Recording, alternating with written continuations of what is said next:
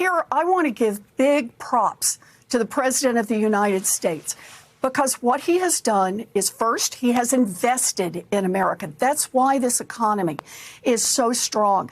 Largest infrastructure package that we've had for decades.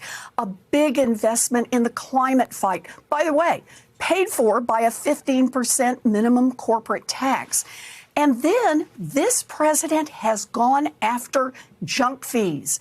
And you know, junk fees sound like a little thing. They're not a little thing. They're something that has taken a bite out of America's middle class working families here, a bite there. So we're talking about everything from fees on concert tickets to fees on check overdrafts to fees on credit cards. The president and his administration are trying to put a cop on the beat, trying to say we're not going to have that kind of stuff going on anymore. What you see is what you're going to pay.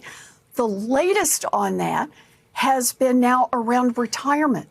The president's administration has put forward a new rule, fiduciary rule, that says that retirees are not going to have to pay junk fees. People who roll money into a retirement account. Yeah, go ahead. What should be done then to address inflation? Because it's still a problem, and Jay Powell doesn't have a lot of other tools. Well, let's keep in mind that inflation has come down substantially. But you've always got to make sure what tool you're using addresses the problem that you've got.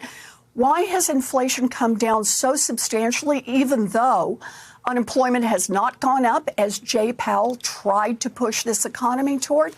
Well, it's partly because of what were the reasons that prices went up.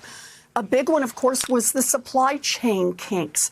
Another one has been corporate price gouging. Another has been rise in commodity prices, partly with the war in Ukraine, which we've found ways around it now, partly in energy. So there are a lot of factors that Jerome Powell has admitted to me in hearings that raising the interest rates will not affect, but they do affect inflation overall. As those wind down, we've seen inflation come down, and that is the right thing. You know, we can't just keep raising costs for consumers and saying, as Jerome Powell has tried to do, he wants to put people out of work because that's how he wants to bring down inflation. Hasn't worked that way so far, and I don't think it's going to work that way in the future.